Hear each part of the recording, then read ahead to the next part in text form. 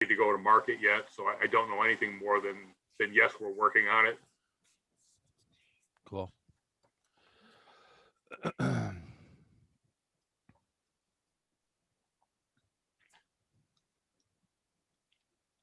All right. I think we're good, sir. Whenever you want to start, Karl. We're built for speed. We don't have any other vendors in the room that I see. So other than me. And Awesome. Colleen. Leon, Leon, do you have any opening remarks at all? Are we all good?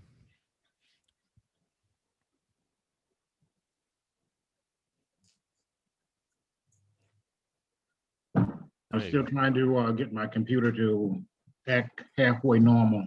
But I don't have any opening remarks. I mean, clearly, we're still being challenged as a sort of an understatement around all the things that's going on in the space associated with being a housing provider these days. And clearly, we mentioned at the general meeting the fact that we made the decision, the leaders, and by leaders, I mean the board and folks who are the leaders of the groups associated with Freedom First to actually change the name to a housing provider. Earlier, the person in Albany, I didn't know the person was in Albany. I actually heard about it before, and so was a little bit surprised by that. But it's a challenging time for all the people who are providing rental units to people with the expectation that they're going to get paid rent. So, Karl, I know you'll go over several of those things. I don't want to send it. Still in your thunder. Wanted to make sure I was here to hear the latest and the greatest. So from the best. Well, one of them. You're all good on there. All right. But before Before we give it back over to you. Thank you. all right. Before we begin, any of you on the Zoom 2 weeks ago at the general meeting, I'd like to hear some of your feedback. Did you was it helpful? Did you learn anything? Any comments about that general meeting? Jump right in. Absolutely. I'll jump right in. It was great. We had a super panel. One of the reasons why it was super was because Karl was there. Well, no, Joe was there. Well, Joe too, and the other Joe. But I thought it was really, really good. I did. And just to sort of tag along a bit with your comments, I mean, there's a survey that's going out. It actually asks for input back, so people can anonymously provide their input and thoughts on things that they thought was good and things that they think that we could do better. So, and I mentioned during that general meeting that one of the reasons why we had that particular topic was because that's what the survey indicated we should be doing. And so we'll do some more surveys. Andy's been really good at helping us pull those sorts of things together. And so we'll get that out, and don't hesitate to provide your info because that guides what it is that we do. Sorry to interrupt, I just wanted to make those comments. All good. Anybody's game here. So anybody else? I have the survey results. Would you like to know what it says? Sure. There's 16 people gave us feedback so far. So overall, it got an 8.4 out of 10 as far as being satisfied with the event. Leon scored himself 8 stars as a moderator. The panel got an 8.7 out of 10, and the overall quality of the meeting was an 8.5. So I'd say people were pretty happy with it overall. The biggest thing that was said was that it's good that we're having meetings and Zoom is nice. The Q&A section was the favorite, hands down, across the entire group. And people seem to really be focused on the more informal conversations, the opportunity to ask questions and learn from experienced people based on their own, I guess, gaps in knowledge, let's say. And the only real complaints were the time crunch because people didn't want to, I guess, feel rushed. It's just kind of the reality of where we're at right now. The meetings have a limited time window. We want to get to everything. So kind of is what it is. And that was about it. So overall, right. very good. All right, let's start with what's happening now. It's been a whole month. Like I said, the orders and the laws and all this stuff we're dealing with is changing by the day. But I want to start with a lot of us right now should be receiving hardship declaration forms, right?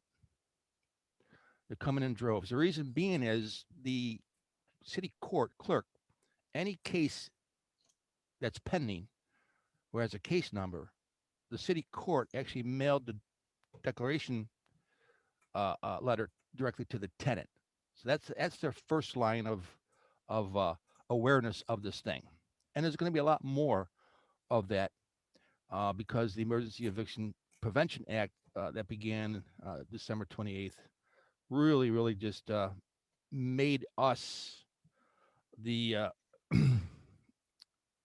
the gatekeeper to make sure the tenants get this form. So we covered this last week, S9114, about the new way evictions will work. The bottom line is that declaration gives the tenant an extension to May 1 to continue their case. And every step along the way of the process, they're going to get handed a declaration form to fill out. So it starts with the 14-day pay or quit, which, by the way, you could do that now. They're taking filings now. All right. They're not getting a court date just yet, but they're accepting filings. Starts with the 14-day pay or quit. You have a whole new document and a whole new affidavit with that form. And that's the hardship declaration. I think if you don't have it, it's on the Office of Court Administration's website. Your attorneys all have it. And also, I have to add that we also have to add on that form. We have to list the nonprofit tenant legal representation on the form, their contact information. We have to put that on the form. It's in the law that way. And we also have to put our return information so they know how to get the form to us. All that's got to be on the form. Well, that form comes with let me look it up here.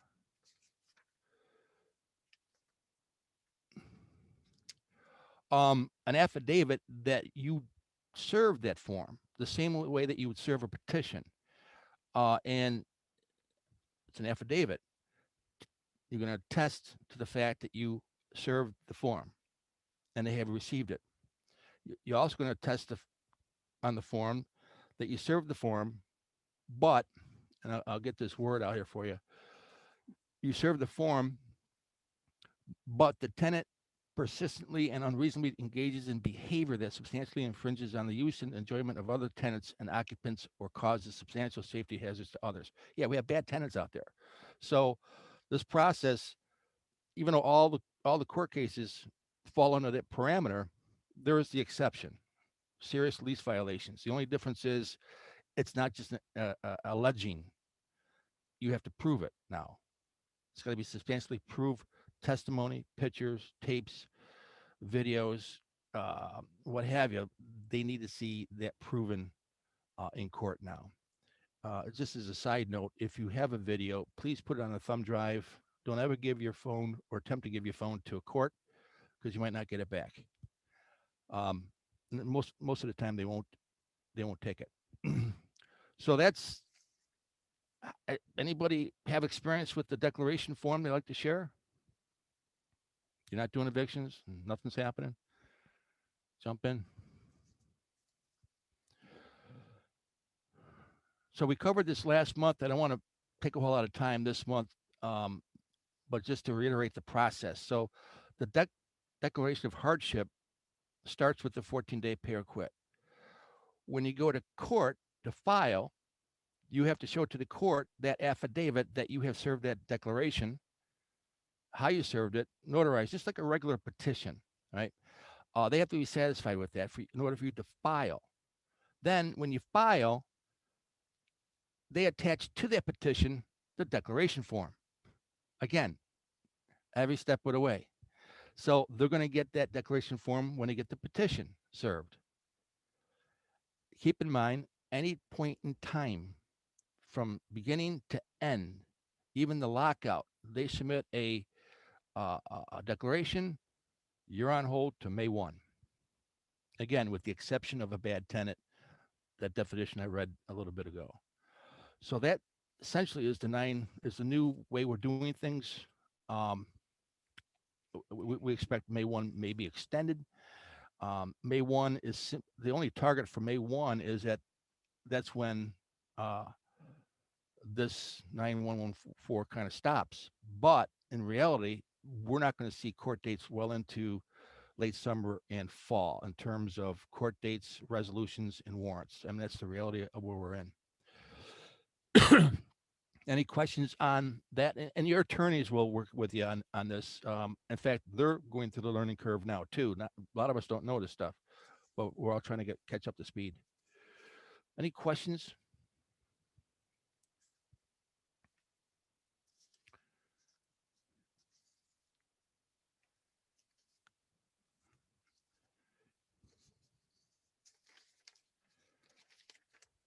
Nope. So on a good note, and by the way, if anybody wants to just jump in, a question on the chat, or if you want to just jump in, this is not you and me here. Just like to get everybody involved, comment, correct me, make a suggestion, talk about a story you've experienced what we're talking about. Jump in, don't be afraid. So the good news, here's the good news. A month ago, the Treasury Department, U.S. Treasury Department, dumped into, well, the state account, 200 billion. They essentially sent the county and the city $22 million, 22 million bucks sitting in the bank a month ago for rent relief. Yep, that's money for rent relief.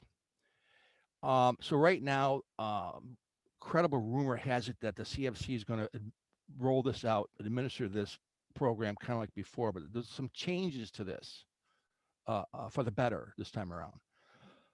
One, it's a lot more money.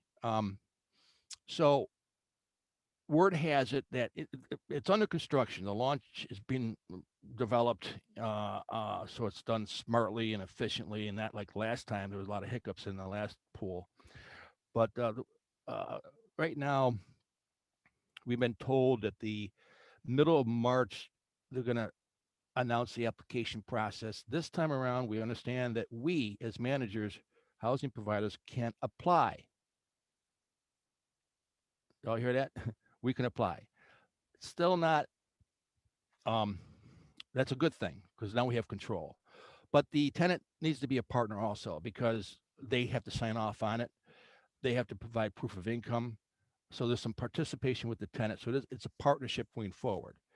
But I like the fact that we're able to initiate the application.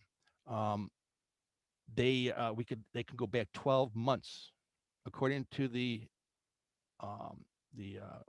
actual statute, federal statute. But the local agency, they have discretion as to how to roll that out.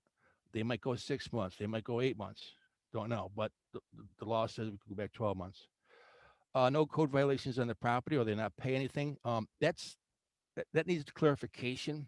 It's not no code violations, but no health and safety violations, I believe, is what they're going after there. That's still unclear. Tenants should try to pay something to appear as though they are trying to stay there. That's new to me. Yeah, the application we can fill on tenant's behalf. And they start the process by calling 211. The tenants can start the process by calling 211. No funds available yet, but again, middle March to April, that's going to be kickoff times. This is a good thing. We'll see how this rolls out. Any questions on that?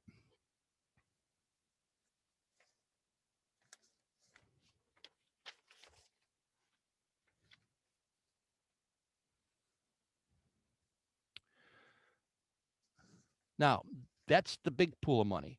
There's also a lot of smaller agencies, Ibero, Rain, Baden Street, Community Place, Salvation Army, PCHO, Tempro, Rapid Rehousing. They're hit and miss. Sometimes they have money, sometimes they don't, but they're in the same ball field as providing rental assistance. One in particular who made an announcement. Let me pull this out. Rain, RAIHN. They're on Webster Avenue. They actually have a walk-in office over there, but they have funds available. Let's see, the manager could fill out the form and have the tenant sign it, similar to what the new program is. But the difference with this one, this is not for COVID-related rental assistance. You know, these are for like security deposits or I don't know what else, but it says here for non-COVID related rental assistance. So that's coming out. That's actually happening like this week. That's RAIN, RAIHN. Google that up. They're on Google. So there's a bunch of money starting this whole thing up out there, and it's a good thing. And I look forward to it. We have tenants right now. 6, 7, 8, 9. I want to hear your longest ones. Mine's 14 months behind. Anybody else? Chad?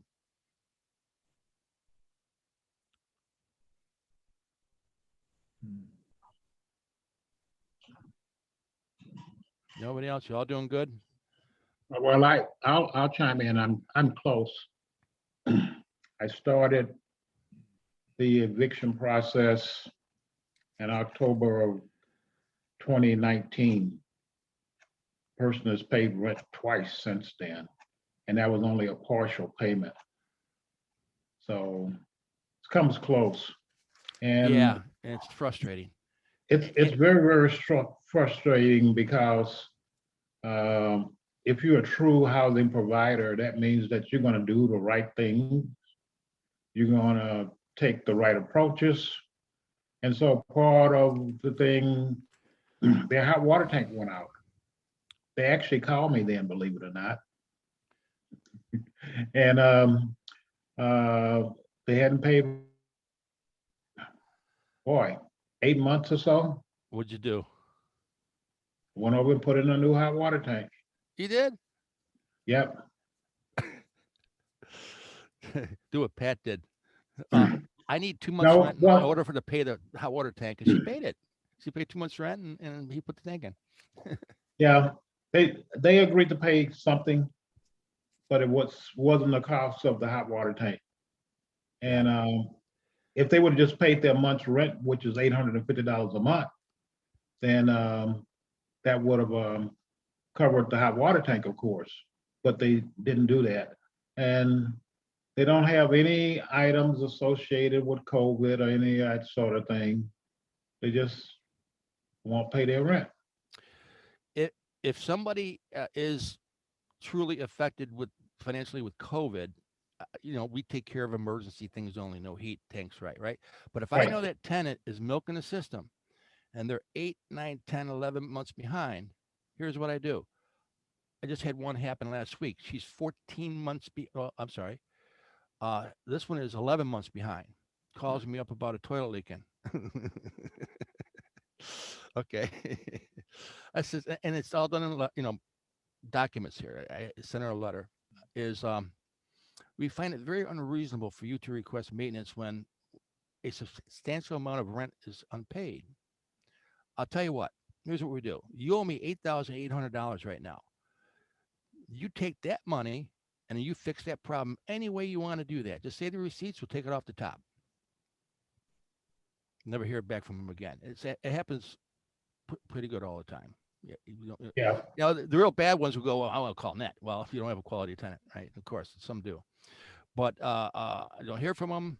And some actually took me up on it. I got a receipt from the extermination place. Fine. It's not. It was the money that they didn't have. Yep. Clearly understand. The idea works. Before we Karl, move on, I got a quick question. And I apologize. Hope I just didn't interrupt you. No, you're supposed to. Everybody, please interrupt. I can't do this all night. We like hearing you. So obviously some of the tenants, from what I'm hearing, they just don't want to help. Like, because I said, obviously going for that $22 million, they're going to want, the landlord and the tenant. But the tenant has absolutely doesn't even want to do anything to help out any way, shape, or form. What happens then? Are you just You're stuck. Now, what others has offered as an idea, some people pay them, believe it or not. Here's $100. Put your signature there. I haven't even thought of that. I get a You lot gotta of these pay cool. them to collect your back rent. I get a lot of these cool ideas from. I know it's so wrong, okay, but I get a lot of these cool ideas from Pat Gallagher. She's funny. It's brilliant. You got to do what you do. Power of persuasion. Do what you want to do. You give them an incentive. Give them an incentive to act. Okay. And again, most of the tenants, I can speak for most people or managers, is that most want to do the right thing. Most have a conscience. They have an obligation to pay rent. They truly try. Most, in my opinion, what I see. And then you have the few that just take advantage of the situation. They're going to be out there. Mhm. That's always going to happen. What would you do? So, Me? well, you have a pretty loud voice. You have a presence. I think just you in the doorway might solve that problem. I don't think so. I mean, I've been very good. I've been very lucky with rent and everything. So we've been, thank Okay, God, we've good. been really, really, really good. We have some very good tenants, Awesome. So thank God. I'd But I'd like to put Colleen and Brian on the spot. You don't mind, do you? We're used to it. Okay, good. We want to get. I got to give you what I'm seeing out there, and I want to get your perspective. Ever since January, I don't know what's going on. There's a huge uptick in owners bailing. They want out. I got portfolios. I want out. I want out. Ever since I heard this May 1st thing, and there's code violations and the C of O, and they have all these. That's it. They're throwing up their hands. I'm out. What are you seeing out there? I'm seeing a lot of people doing that, but it's funny that there's a lot of people doing that, but every showing I have is multiple buyers waiting to buy. So it's it's hard to explain. There are landlords, especially out of town landlords, who haven't been with good management like you or Pat, who are just getting the raw deal from the property manager they're working with, who doesn't know how to follow the system or get the tenants to apply for the necessary money. And those are the people that I'm hearing from the most. And, one guy is trying to sell 10 of his houses, another guy's trying to sell 15 houses, got another one selling 5. So it's, they're doing a mass bailout in those cases. But then I talked to a landlord from Canada today who said she wants to buy more. And she's got one of you guys as a property manager, and she's very happy and says, I want to buy more. I haven't been affected by this at all. And I think my property manager is doing a good job, and I want to buy more now. So I am stunned. I can't explain it. You can't explain it. Why we have this line at the door. My guesstimation for that is either the managers, especially the owners, they don't know about all this stuff coming at them before it's too late. They really don't know. It's like they got these blinders on. Oh, that doesn't affect me. Yeah, it will. Or every investor has their own little formula of success and thinks they know, just like sitting at a blackjack table, they think they got it all figured out until they play a few hands and then find out maybe it's not all figured out. Sometimes they get lucky, sometimes they don't. So it's that kind of thing that's going on. In a few minutes, I'm gonna give you another reason to look forward to maybe selling. Nobody knows about this, and it's coming right at our door. Before I do, Brian. Yeah, I was just going to say, the market's so slim right now on the owner occupied residential housing that, our showings, Colleen and I have had, we actually have to use walkie-talkies now to coordinate all the people waiting outside and who can come in next and everything. So we have so many, but we're seeing more people that we don't recognize because they're people who are actually looking for a home to live in instead of as an income property. If it's a double, they want to live in one side and rent out the other just so they have a house to live in, because there's no single family houses out there for them to live in. So they're turning to the investment property as their primary residence. Interesting. So yeah, we're seeing a lot of that. Wow. Anything else? Anybody have any questions for their great real estate agents?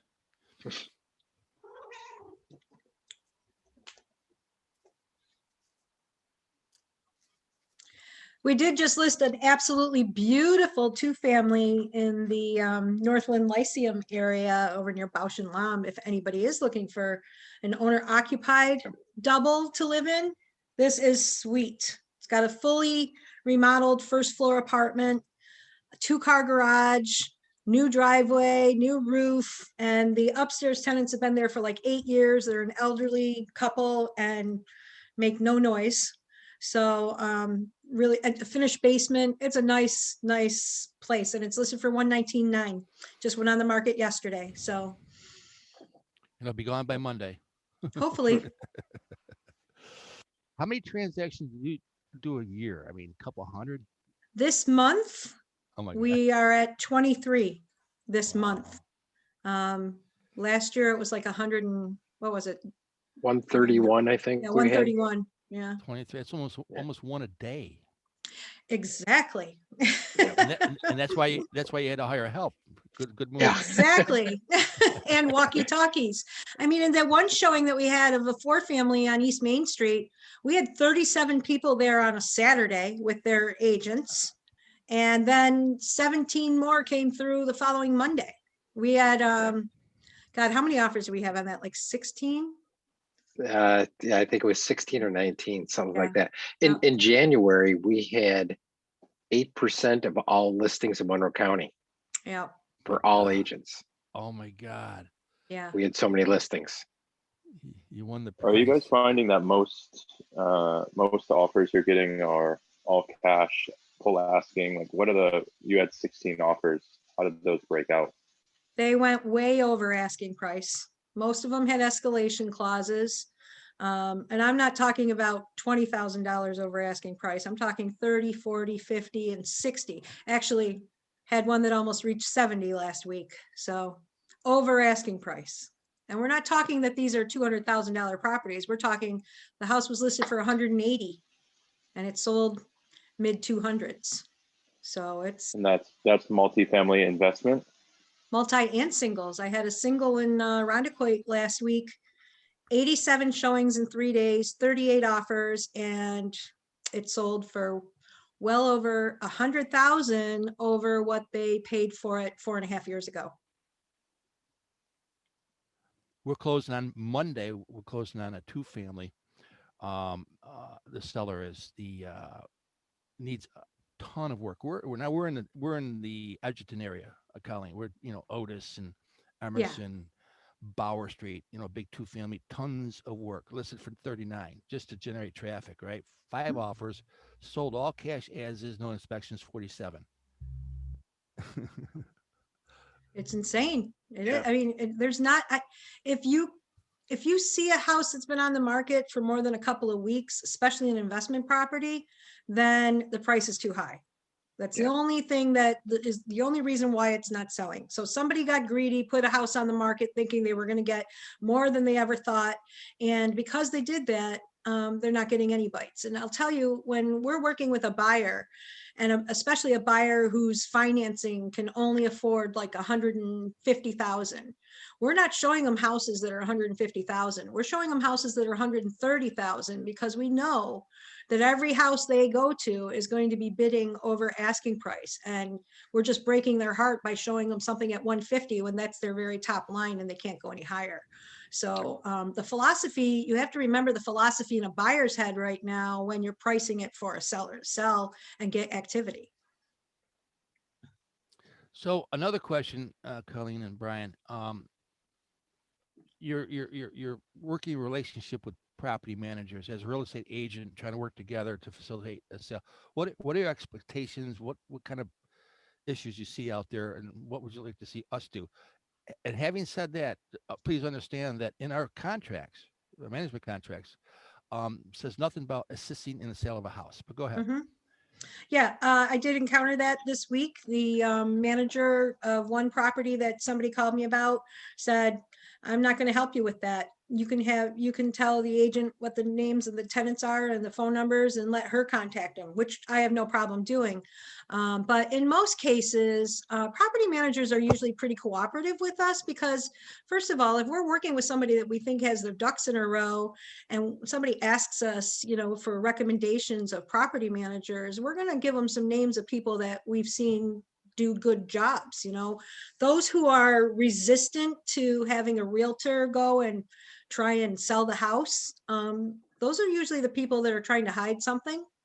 And we get to the bottom of it anyways. We're not opposed to going and knocking on doors, even if we don't have tenant names or phone numbers, or they haven't paid the rent in a year. Or in one case, we sold a house where there was a squatter in there and he still let us in. We went in, we knocked on the door, we were polite. He was polite. He let us in and let us show the house to several people. So it's, we're used to dealing with the tenants that we have to deal with. We know how to, get more flies from honey. And there are some that are very challenging, no doubt. But for the most case, we've been doing it over 30 years. I just try and show respect to the tenants. They show respect to us, and typically we get along fine. Yeah, Karl, I think what you're seeing about a lot of property owners dumping groups of, homes, I'm seeing that there tend to be homeowners that are out of state. They're not people that are local. Correct. And sometimes, so they'll call me up and they'll say, I got these 5 properties and boy, they're just not paying. I'm going to need to unload 1 or 2, taxes, whatever. I go in and I take a lot of pictures, Colleen, and we take a lot of video, a lot of pictures, and I'll give them a report about what we saw and they're shocked. Because they expected that there was newer appliances in there, some repairs that were told were done. We're their eyes and ears. And they're like, no wonder my tenant's not paying their rent. Look at what conditions they're living in. And because the tenants call that property manager, they don't call the owner in California. And sometimes it can lead to difficult situations because now we're in between the property manager here and that owner. And we've got the evidence and the pictures and we've been in the house. But I think that's what you're seeing a lot of is these people dumping the property are people who definitely don't live in this area. They haven't seen the inside of their house in a year, 2 years, maybe never. So they don't know the condition until we tell them the condition. That's right. That's right. The other thing I see an uptick on, it's really gaining momentum is, and rightly so. There isn't money to do it. It's unmaintained properties, code violations. We're seeing a lot of stuff not being done now. There's one hand that says, yeah, there are slumlords out there that milk it, right? That's a small group, but the bigger group now are ones that just simply don't have the funds to really do it. And COVID, they really don't want to keep going to this property all the time. So there's a lot of that going on there. And as you said earlier, I think Leon said earlier as well, there are tenants who are just not interested in, paying anything, even if they could. And they're the first ones that call and, bitch about a light bulb being out and expect you to run right over and take care of it. And, I think also too, some of the property managers that aren't as knowledgeable as you and Pat, I think they get overwhelmed by everything going on. And I feel like they're throwing up their hands and just saying, I don't care. We just can't collect and that's all there is to it. I've seen that 3 times in the last month with some of the managers I've been working with. So it's, unless you are nose to the grindstone like you are, Karl, It's tricky to stay on top of everything that's going on. I mean, how often do I call you and Pat with questions on the eviction where it stands right now, and I think that there's a lot of property managers out there that thought it would be easy to just, keep tenants in line and collect rent every month. But now that they've hit this obstacle, they're just like shutting down. They don't know which way to go. And I wish they would take more opportunities to find out, but some of them I think just give up. I tend to agree with that for sure. I mean, I don't deal with a lot of the Rochester specific smaller landlords like you do, but the ones I'm pretty active, in the Facebook groups around Rochester, and I see a lot of people getting bad information from their lawyers. When the courts were open a few months ago, their lawyers were saying, nope, not going to file, not going to bother. It's not worth your time. Don't do it. And, they're doing their people a disservice. And, I'm just texting back and forth with Jamie Kane a second ago, and, there's dates that are being issued now for March. It's like, is your lawyer working that? Are you getting in line? Like, what are you doing? Like, and they're not. I guarantee you they're not, because their lawyers have no idea, because I don't know how they're making their money, but it's clearly not through evictions. They're taking on the attitude and I can see where this is coming from. I can see myself doing it, where if you start the petition process knowing very well there's a 95% chance, and I believe that's a very close estimation, that by the time I get to May 1 with that petition, I'm going to have a declaration in my hand. So why waste my time, right? Mm-hmm. Just wait it out. And I hear a lot of attorneys suggest that. Just wait it out. Mm-hmm. You're being a little lazy. So I don't know if you'd see as many attorneys waiting it out if it was their paycheck that was on the line. Just saying. Yeah. Like, I get it. They're not, they're going to find other work. They're going to get paid. But if they're literally hemorrhaging money every month, I can't imagine that would be a smart business decision. I mean, if I could sort of go back to, and certainly the pieces that you guys are talking about right now are quite important, but I didn't get a chance to jump in when Colleen was talking about the property managers. And I think that most people think that, I don't know what most people think, it doesn't really matter that much, but from the standpoint of what it is that we actually do as Freedom First and all those things that we get called on to do. One of the things that Pat Gallagher and myself are engaged in right now is working with the city, and the city is actually looking at what is it they do to register and license property managers. Mm-hmm. Yeah. And, I, quite frankly, I'll give you my take real quick. And I know some people are going to say, okay, and others may have some areas of discontent. But, from my standpoint right now, I look at all the things that's going on that we talked about thus far, and I say, boy, this is a weird time for the city to be looking at licensing property managers and making sure that property managers are held accountable from the perspective of the number of violations of whatever they have. And we've been working on this certainly for the last 6 months with the city, trying to work through what is the best thing to do. And I'll be quite frank, I have a hard time getting my mind around the fact that, we just had an example. I gave an example earlier where I didn't get rent payment of $850 a month for like 14 plus months. So you can calculate that out. That took place, but, the city still wants their taxes. The county still wants their taxes. They're all asking for us to do the same thing we've done before, but they are not providing any help or support for us as home providers. The people who are providing the housing. And a lot of the things that are being done now are actually being pushed by the Tenants Association. And so it makes it really, really tough to sort of focus on some of the things that's going on. And if you take into account the larger picture is, okay, So who's paying the taxes? Who's paying the rent? Who's doing all those things that are associated with, a tenant comes in, you got them in and they were there for 6 months, and now you got to do $3,000 worth of repair, all those sorts of things, and that's a part of what you expect.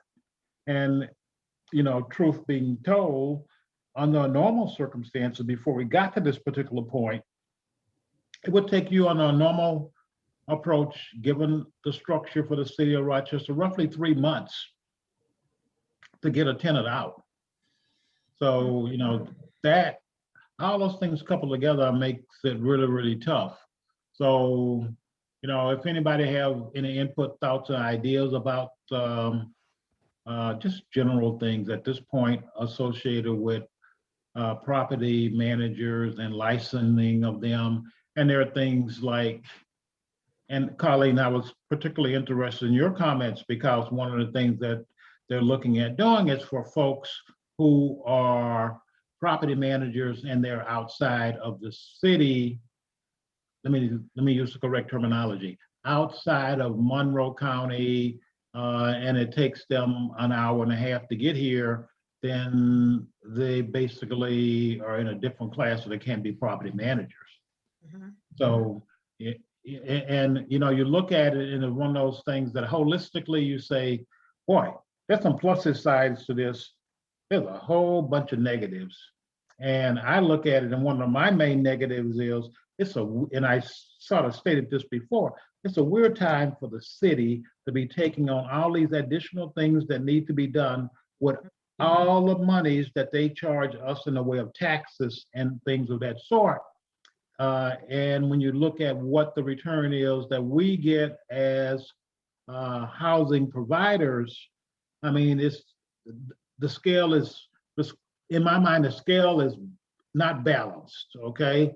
And it hasn't been balanced for 20 years. I don't think it ever gets back to being balanced. Maybe if any of us around 30 years or 40 years from now, we'll look back and say, I can remember when. Now people are just trying to get a house that they can live in, and they pay their rent and be happy. That's sort of at the far end of the spectrum. But from the standpoint of the city and some of the things that's going on, just thought this would be an opportune time to give you an idea about some of the things that we work on sort of behind the scenes. And when you look at it around the things that Karl is doing and all those other things, it's a lot of work.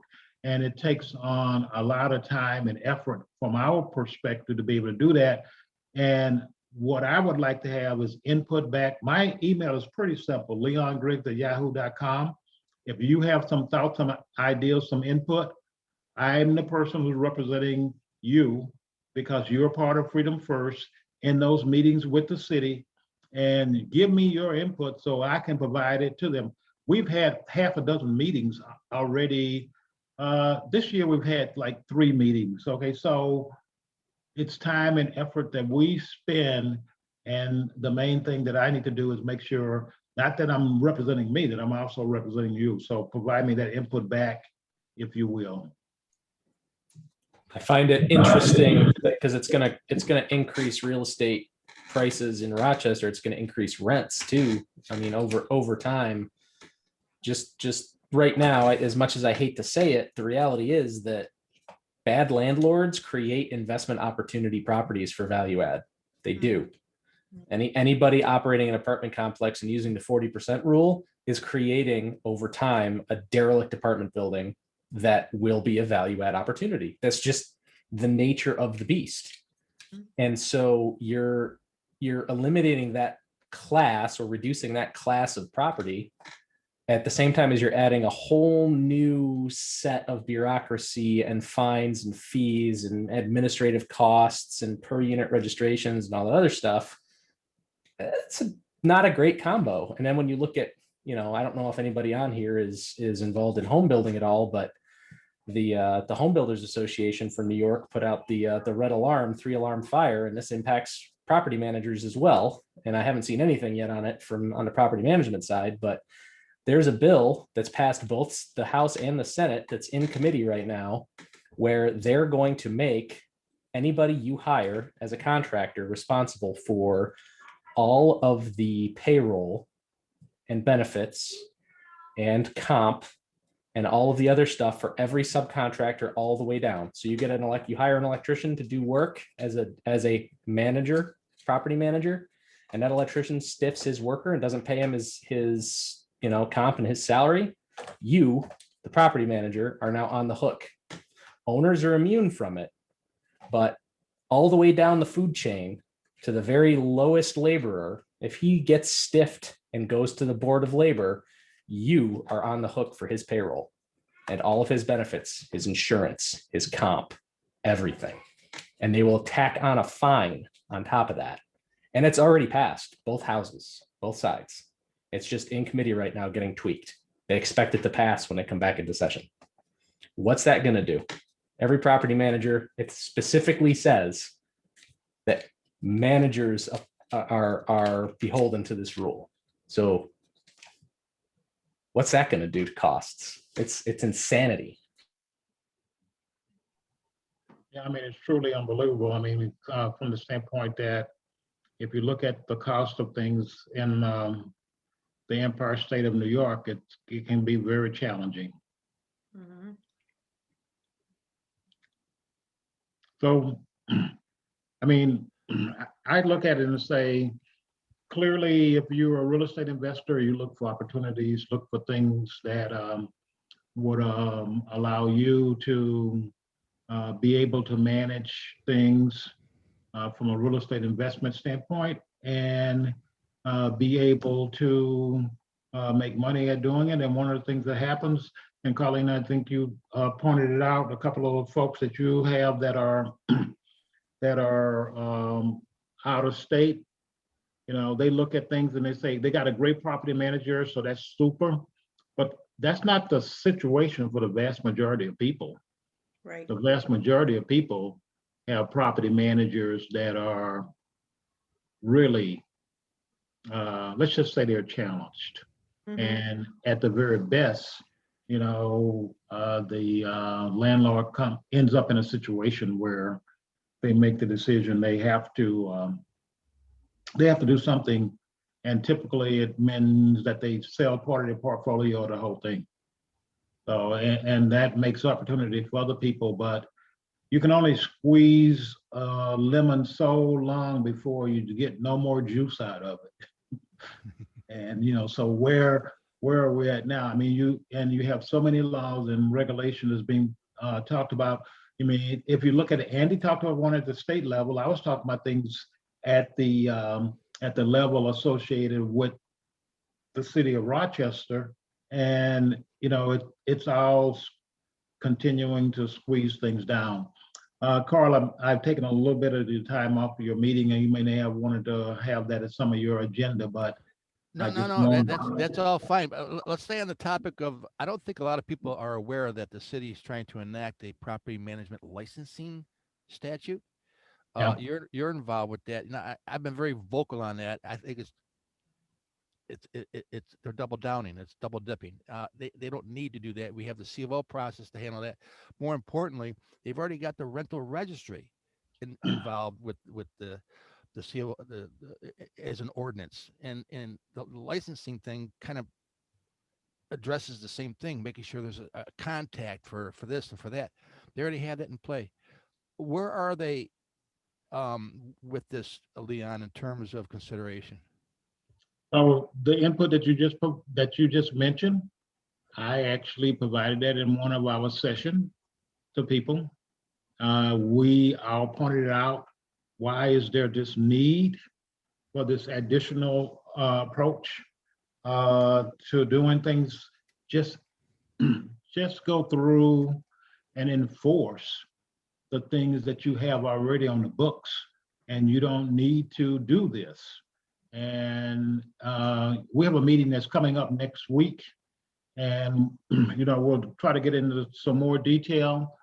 But Gary Kirkmeyer and that group, one of the things it seems, and I have to be careful when I say it seems, that the city had an opportunity to get some dollars And that opportunity to get some dollars led to them going down this particular path.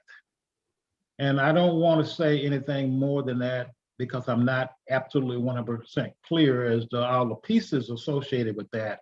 But that was indicated as one of the reasons why they went this route and picked this particular approach and program. And if you are a municipality and you can get money from the city, I'm sorry, from the state, then that particular city, actually, they do things and jump head over fist to try to make sure that they are able to get those funds. And that may have been a big part of it, but clearly I feel that it's an ill-advised thing to do. There are several other people. I mentioned Pat, Jamie is in, Kane is in there, other folks. And, you know, we're trying to steer the ship a different way. I don't think the ship is going to be steered because the rudder is probably stuck at this point. So I'll keep people up to date and you'll hear about it as we go forward. The fundamental thing is everybody in that meeting and in that session are looking at it from a housing provider perspective and trying to make sure that the folks who are doing these, asking these programs to put in place are also doing the same thing. One of the things that people should recognize, and it's maybe a little bit different than the way it was, Karl, back 20 years ago when you and I were beginning to be a little bit more engaged in what was happening. But we have this large tenant group that is engaged in almost everything that you can think of associated with housing. Mhm. And that makes a big difference. And the difference is they are very vocal. They can get on the TV programs. They can do all those things that make the bad landlord seems like the worst evil thing that was ever created. So, and people don't separate. They don't say, well, this is a bad landlord and that person right there is a good landlord. They don't do that. They just, it all gets all grouped together. So hopefully I answered your question. I don't want to just keep rambling here. Yeah, no, that's right, Ron. So I'm going to read this from the proposed legislation. The words here. The intent of this section, Leon, is to protect the public health, safety, general welfare, comfort, peace, and prosperity of the people of the city of Rochester by providing for the licensing procedure. Those words were taken directly out of the purpose of a C of O. Mhm. It's about control. Yeah, it's about control. Yeah. We don't think you're suitable. You're out. It's not right. It's not right. If I can interject really quickly here, Please. just knowing because I've dealt with these people before, you know, when you've got out of state people that are buying in Rochester and they have a cousin that, you know, knows how to paint, all of a sudden he's a new property manager, you know, and unfortunately, I think I totally agree with what you guys say about, you know, Rochester double dipping and not, you know, doing this whole registry thing that they're talking about. But I also see why they might do it because of these, you know, people that are calling themselves property managers when in fact they're, you know, but they know how to fix a door. So automatically they know how to collect rent and keep books apparently. And that's what they're encountering quite often, you know, and that's what I'm encountering quite often. When I show up at a house that's boarded up or, you know, in really terrible shape, I always hear, I say, who was your property manager? Oh, well, this guy, you know, he flipped a house for me and he said he would manage all my properties. And guess what? Where's he? Nobody knows, you know, so it is those folks, I'm sure, that are part of the reasons why the tenant associations are all up in arms half the time. And because of the mismanagement by people who were not qualified to manage. There should be, Leon, here's an idea.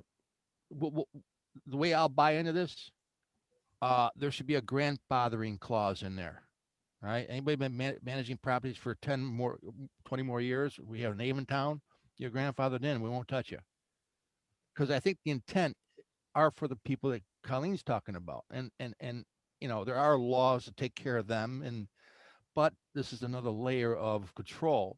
So if they have some kind of a, I don't say maybe an exemption process, Leon, or some kind of a grandfathering thing, I think that's fair. I've been doing this for a very, very long time. You know, licensed or not, I'm going to keep doing it. I mean, I don't know. Letters Yeah. of reference from city officials that you've worked with, or inspectors that have inspected your properties. You know, those are things that That you is a could, good idea. If we were to get, say, put a number to it, 6, 10 letters of recommendation from your current clients. There Mhm. you go. Mhm. Leon, put Yeah, that, put I that, mean- put that on the table, because then I'll be more open to this, Mhm. because the purpose of this is trying to deal with the folks that Colleen's talking about. Yeah. Well, I there's mean, I got to be a think- way I would just say there's got to be a way too. I mean, they could bring an intern in for a week to run data and take a look at violations associated with certain homes and what's the common thread of who the property manager is. I mean, because that's in the city record, who the contact is. So, you know, they're going to look at properties that like all of you own and see that, you know, violations are minimal, if any, but they're going to see the higher ones and they're going to see a link to those. Why not take a look at those? And maybe those are the ones that need to be licensed. Yeah, I think if one of the things that they've outlined is that when they go back and they do, you know, Brian, the data look at why are certain groups they feel are more likely to be, for sake of better words, bad landlords, okay, then it's the group that they're actually aiming at are the ones who are outside of the city and outside of the state. And a lot of these things that they're putting in place, they deem that this is the reason why they're putting it in place is because of those folks. And so they're basically, Carl, you heard it before, the point system and putting points in place, and you get such a number, and then, you know, you basically can't be licensed anymore.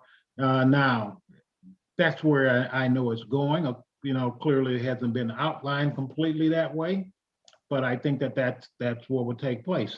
And Colleen, in the very beginning, I made the point of, you know, it's got good parts and bad parts. Clearly, the bad parts are you have individuals who've been doing it a long time, like Karl indicated, who has a track record that's there.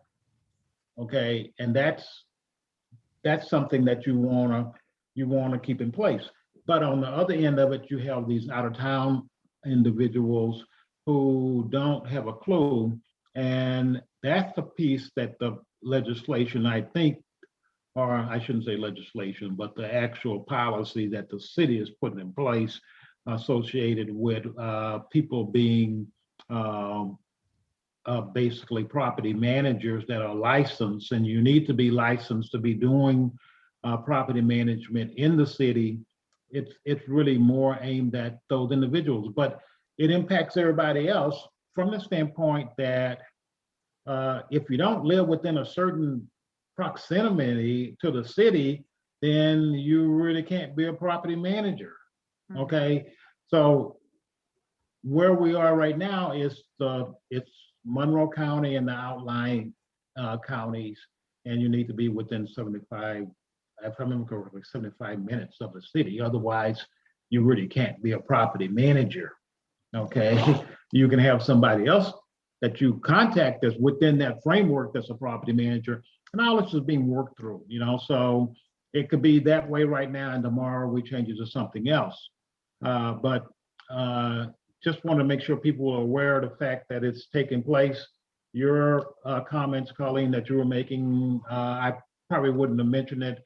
We have so many things like this that's going on with the city from time to time that if I mentioned every one of them, it would take over almost every meeting, and we Understood. don't know where it's going to end up. Mhm. I understand that. One thing that's missing from this, Leon, and everybody is it's so absent is there are a lot more bad tenants than there's bad landlord housing providers out there, right? And it could very easily that those tenants can make a manager look bad, especially if they're perpetrating the situation. So Mhm.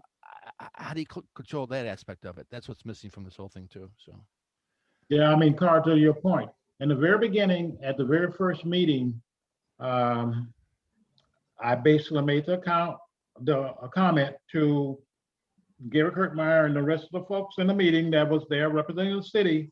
You know, we went through all this mess over the last, year plus, associated with all the things that are being put in place for rules associated with housing providers and landlords, as a group. And now you're coming back with these things here. Where is the balance? What is it what is the tenant gonna do? Why are we being held accountable and they're not? Okay, I mean, those are almost my exact words. Okay, let's put it this way. That was a very short discussion. Okay, and basically it was, well, we need to look at the landlords and what it is that we can do to have them do the right things, because that's part of the issue. Now, the biggest part of the issue, I mean, you heard, we've talked about it today.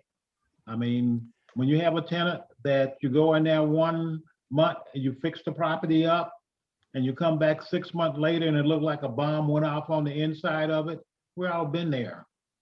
So whatever you thought you're gonna get in the way of rent, that was the difference. That's gone. Karl, you were shaking your head. So what does that mean? No, I'm listening. I'm going this way.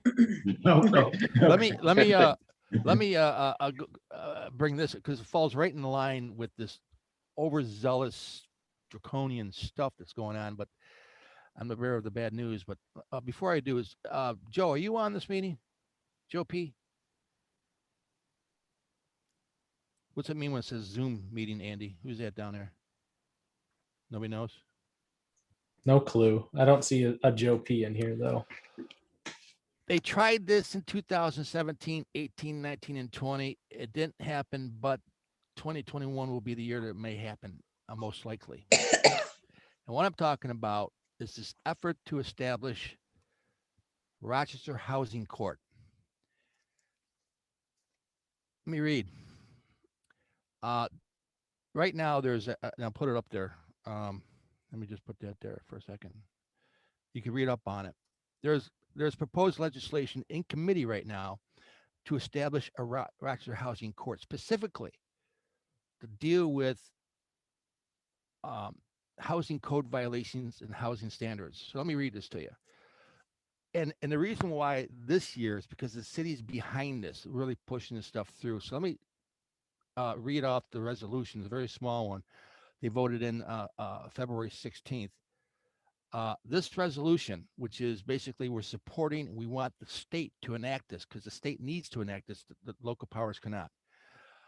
This resolution would establish a housing court in the Rochester City Court for the purpose of this measure to improve the quality of housing in the city of Rochester by enabling stricter, more effective enforcement of housing standards. Just what we need, right? The court's jurisdiction will be considerably broadened, and the housing court would be empowered to recommend or employ any remedy, program, procedure, or sanction authorized by any local, state, or federal law to enforce housing standards, regardless of the relief that you were trying to go in there for. How about that garbage? So here's the what's being in commission, what's being, and I'm going to read experts of this, the ones that are pretty much serious. So the Rochester Housing Court shall be exclusively devoted to actions, proceedings involving the enforcement of all housing codes pertaining to all real estate property in the city of Rochester. They have the ability to impose criminal penalties, civil penalties for any violations of codes or laws involving housing standards.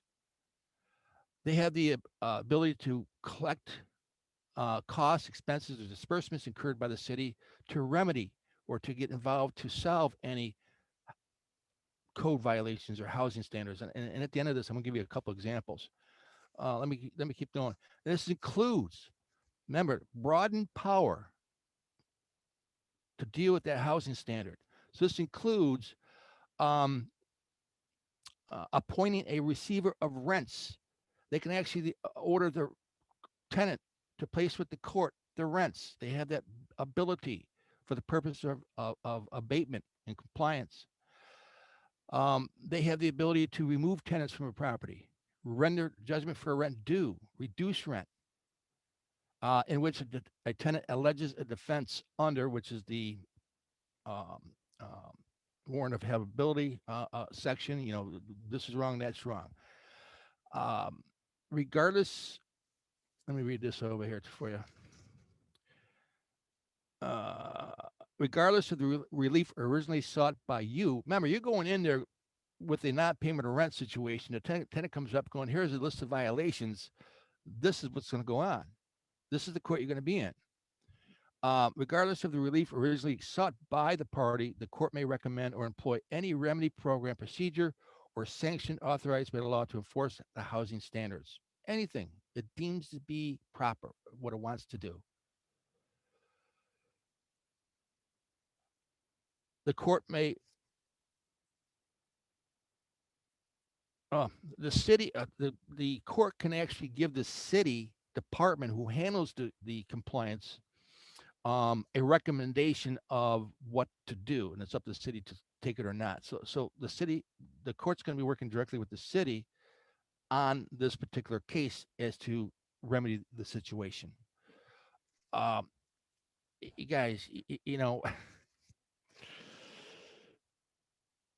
well, if there's any solace to this, the part of this statute, there's going to be an advisory council. There's going to be 2 people from the real estate industry, tenants unions, civic groups, bar associations, and then 4 people at large picked by the administrative judge. Their purpose is to court watch, attend the housing part, make recommendations, adjustments, ideas as to how to improve. So this is what's coming at us, guys. The new housing court. That's what we need right now, right?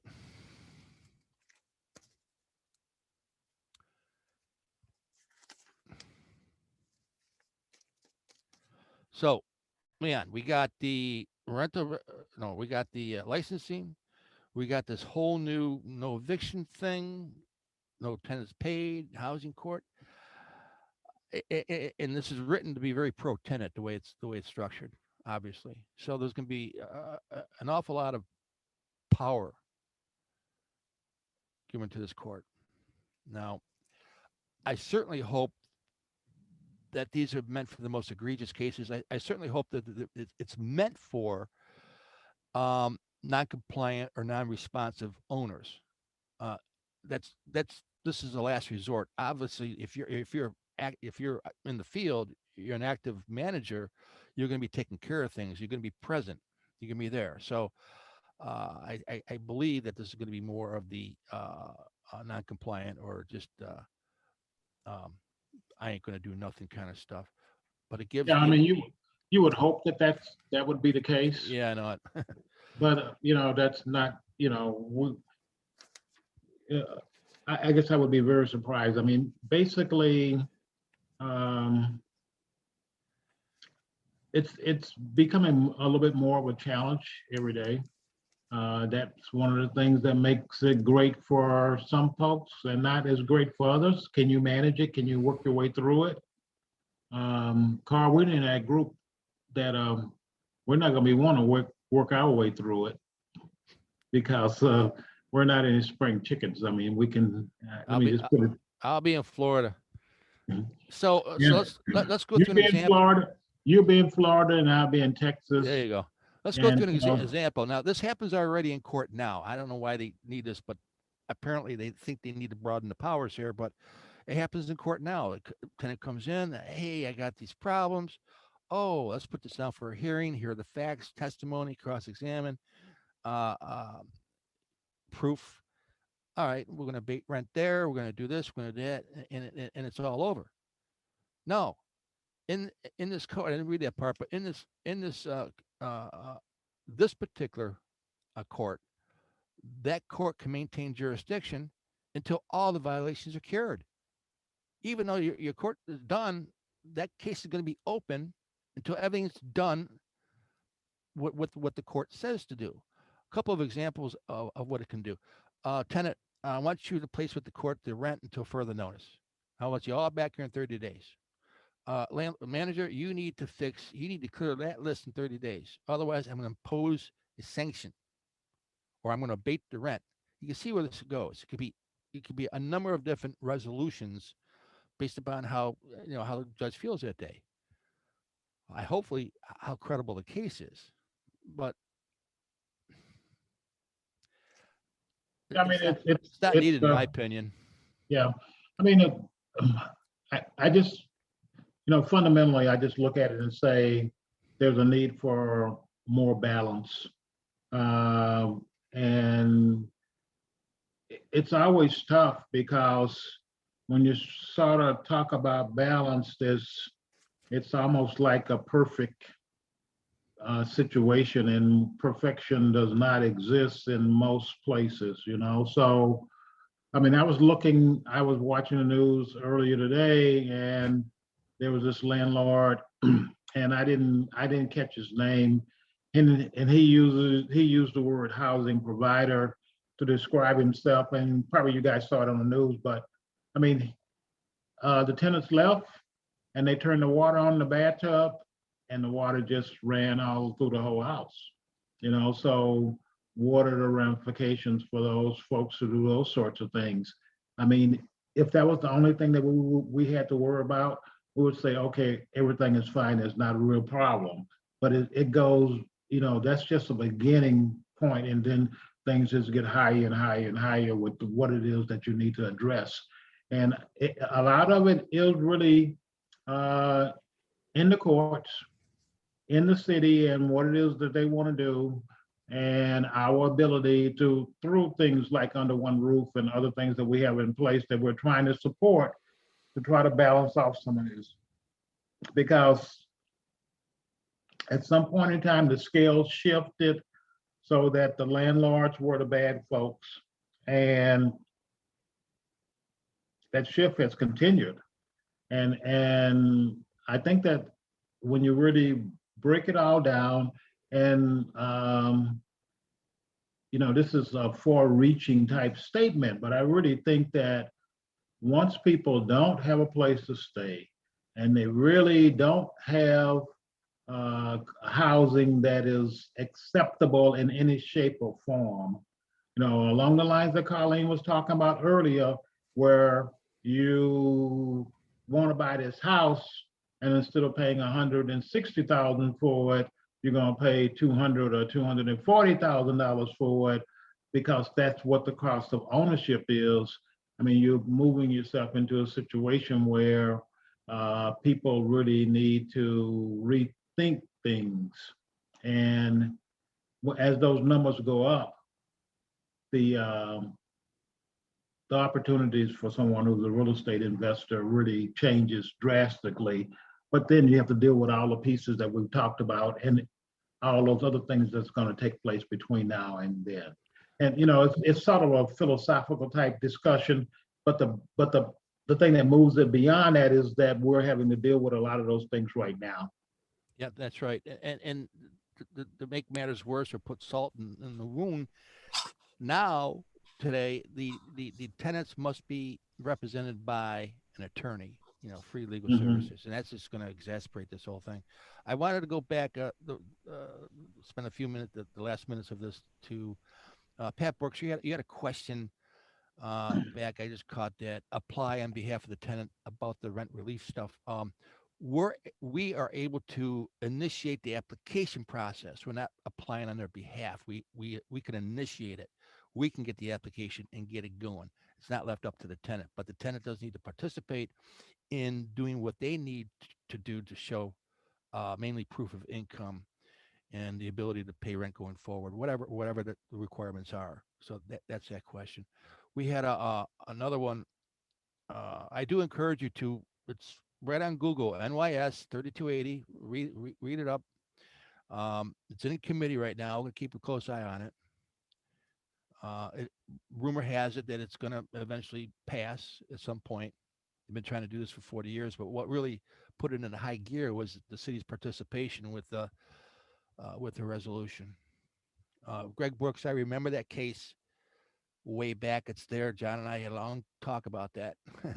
maybe it'll come up again with this. All right. Let's use the last minutes with your issues, your topics you want to talk about. Any questions as to what we've talked about here? Hit the floor. We'll be quiet for a while.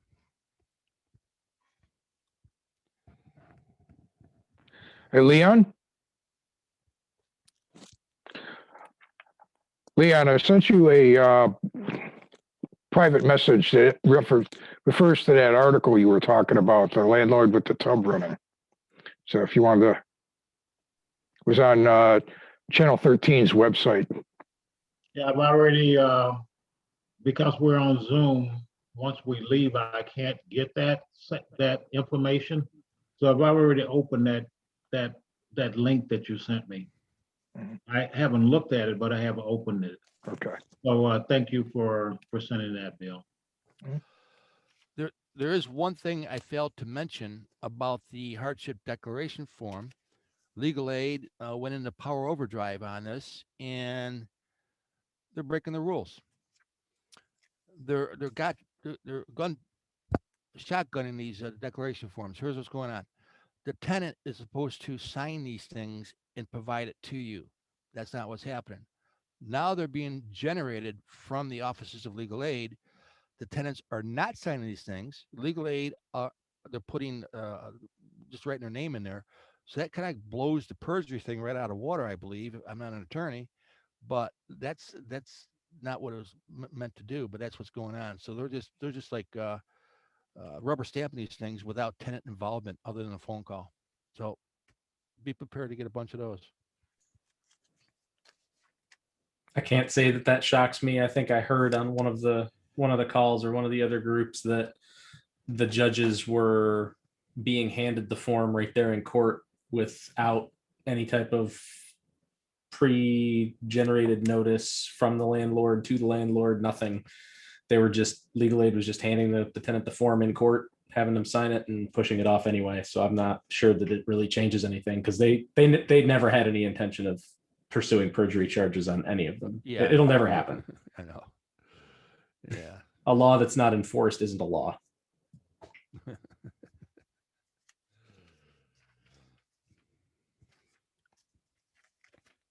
What happened?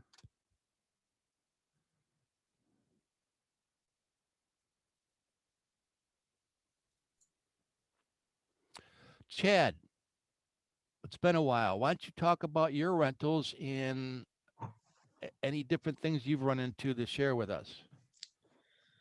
Are you one of those guys going, I have no problems, everything's fine? Well, I have a couple of slow payers. One of them just got caught up, and one of them she's always, playing catch up. But she's had some personal issues with her nephew got like burned, and so she's taking care of him. But other than that, everything's been pretty good. I had a turnover with a tenant, and I never met him face to face. He was a friend of the people moving out, and he moved in like literally without any turnover. So things have been going pretty good. I've had to change my systems up a little bit regarding, just getting information from people. It's a little bit more challenging sometimes with all this stuff going on. I picked up a couple of new properties that'll be closing soon. So some small houses, they seem to rent very well, and people are going for these larger things. I was like, ooh, I'll take them right off the MLS, and nobody really wants them. So yeah, so I'll have some projects coming up this summer. Yeah. I think you're on mute, Karl. Sorry about that. Yeah. Another thing I've noticed, again, because of a lack of inventory, is the moment we're done with the prep, these things are rented within 48 hours. They're flying right in. And we're talking about people that qualify. They got money and income and what have you. I got a question for the floor. Many of the applicants are rich or cash rich, income poor, right? Because they got that stimulus unemployment money coming in, right? I have unemployment. Okay, what's your unemployment without the stimulus? 182. What is it now? 482. I can rent. I got money. So normally we consider unemployment temporary, unreliable income, but we know the end date so far with an extension. I believe it's July 1. Chad, or is it August 1, 1 or 2? I'm not sure. So we as managers, how do we look at that in terms of do we take them or not? I mean, that's a slippery slope right there. Maybe you look at past 6 months of income, but are they still getting that stimulus? Yeah. That's a So that's a hard one because it's going to end yeah. at some And point. so, maybe back it up with a co-signer, maybe if they have additional income with it. We're at this awkward time where, the majority of these folks are in this pool of COVID wrecking ball financially. So, and they got to live somewhere. So we're going to have to adapt a little bit to try to make things work. Unlike the old days, it's really income to debt ratio, rental history. I checked your records. You're in or you're out. That's all gone.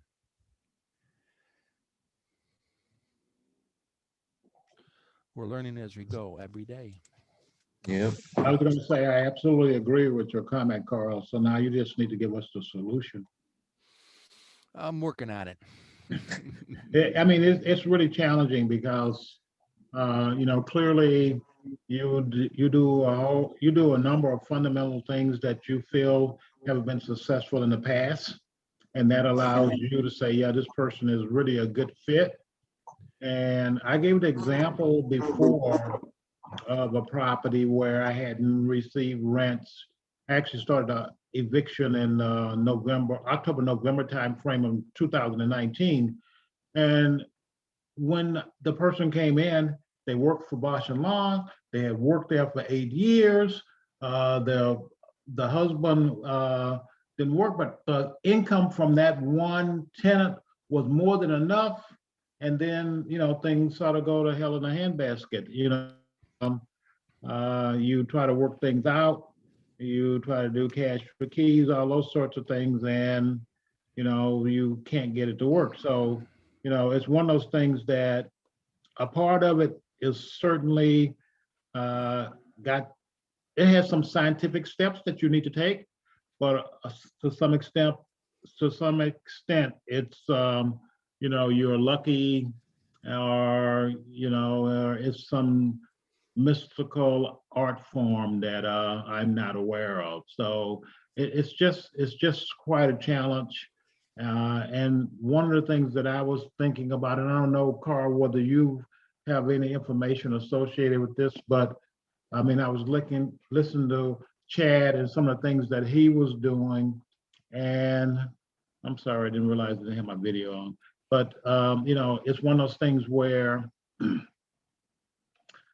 what is the breakdown of difference between a B type property versus a CD type property, and what is the big shift between those things?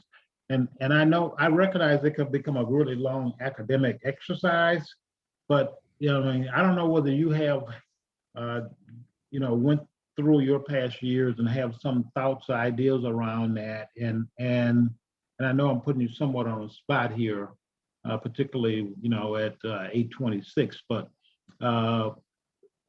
what is your feeling around those sorts of things, and particularly when you get into hard times like we are right now, associated with a major thing like COVID-19? What have you seen? Narrow that question down a little bit. But now, if I was going to look at the areas that put it in another different terms, if I was going to look at the areas where people are having the hardest time paying their rents, and being able to stay consistent with their rent payments.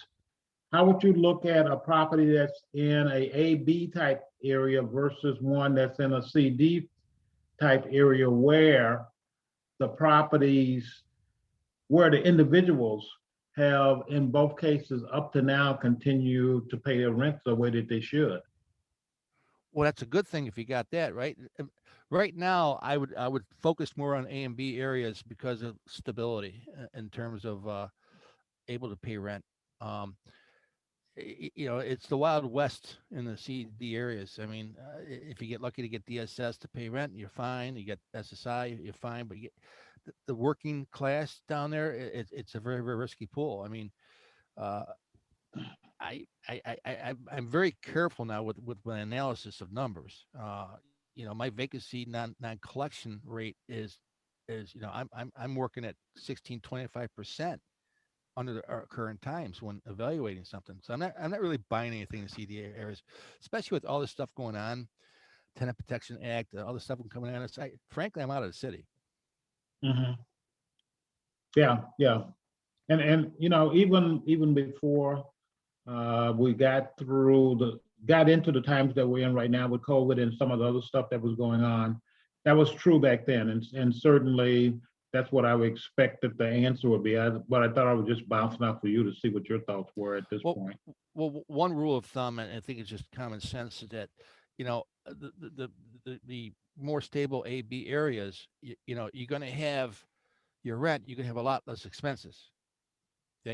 You can have more cash flow with CD, but you can have a lot more expense. It's all relative. It's going to be the same thing. Do you want the headaches? You don't want the headaches. The bottom line is the same. Yeah, yeah, agree. Just was trying to clarify that. Yeah, it's still pretty much that same way. I have something to bring up. This isn't COVID. So maybe somebody has dealt with this. Tell me your experience. But I have a tenant who had to go into quarantine, and she had an emergency repair on the inside. We made her go on the front porch with a mask on, close the door, and we worked in the kitchen. We have to come back and finish. The emergency stuff's done. So we have to come back. It says, well, Veronica, her name's Veronica. It says, get your COVID test. Get tested. We need to see it positive before we come back in there. So that's kind of like a policy that I embraced. What's your opinion?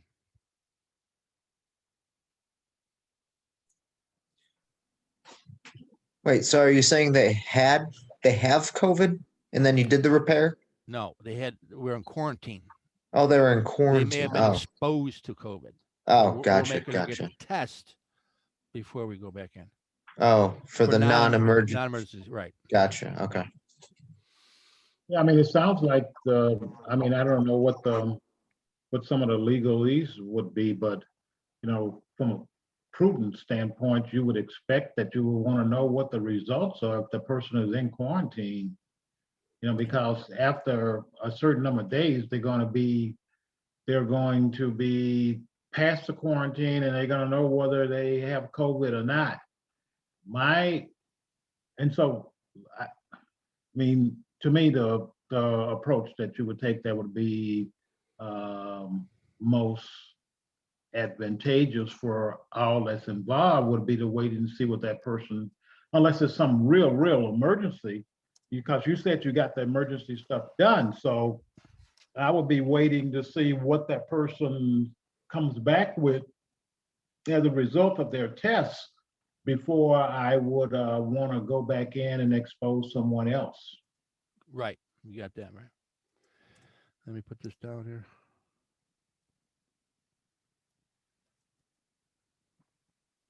Does anybody use attorneys Burgess Miraglia at all? I put the names in there, Burgess Miraglia.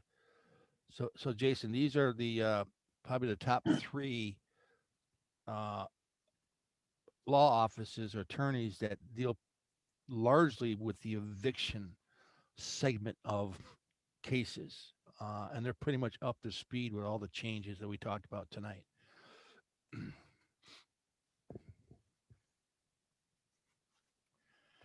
Those are the ones you see mostly in court.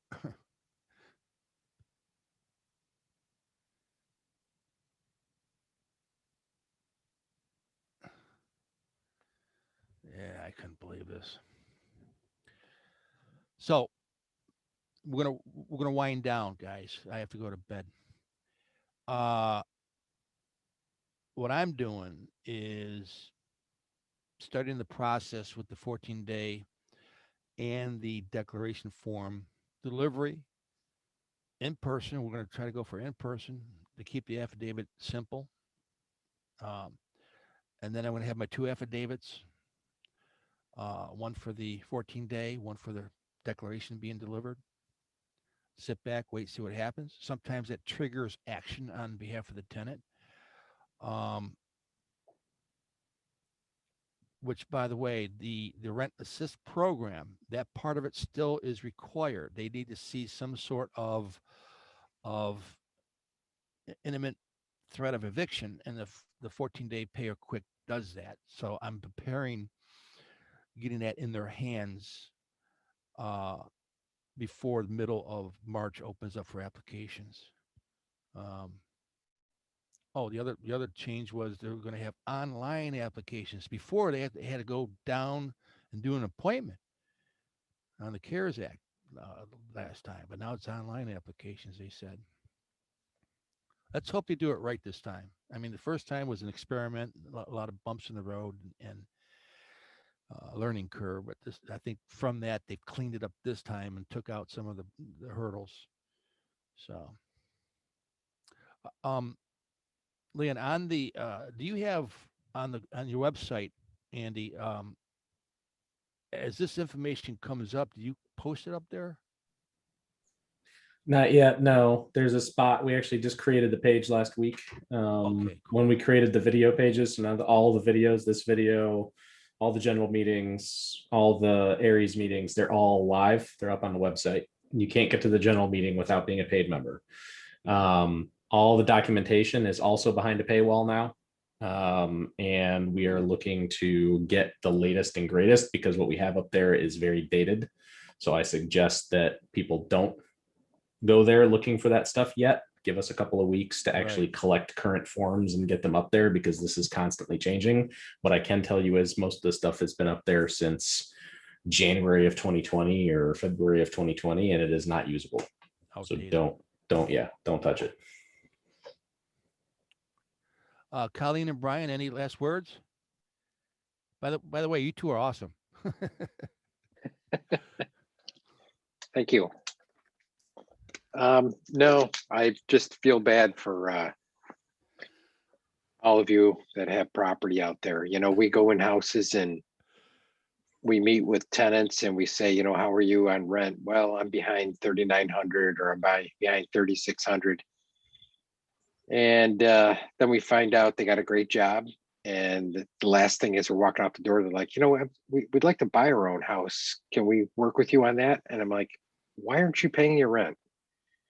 And so, you know, we hear stories of people who put aside so much money, not paying the rent to you guys for 10 months that they had enough for a down payment on their own house. And it just makes me sick every time. It's crazy. So, yeah. That's crazy. Yeah, not to, I mean, it's certainly not going to make us as individual landlord providing primarily residential properties feel better, but I know a person who basically has commercial space where they rent out their commercial space to a tenant that's making really good money, and that tenant hasn't paid them rent in 10 months. And that tenant uses that space to operate their business. And they say that they're not going to pay rent because they don't have to. And the person can evict them. yeah. You know, so it's really a challenge these days, and you know it's tough for people to work your way through it, but it's something that at this point in time, we just have to do. And anybody else, last words? Then we'll sign off.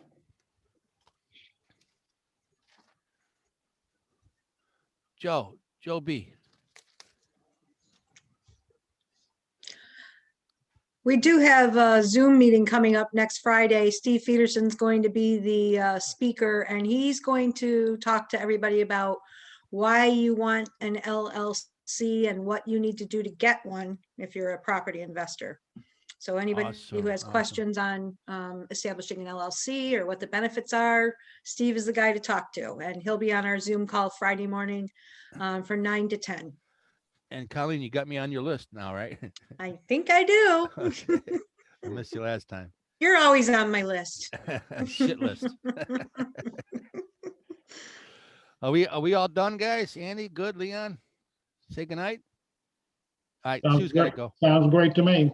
All right, see y'all later. Good Thank luck. you. See ya. Thanks, Carl. Good night. Night. Night, everybody. Night. Bye.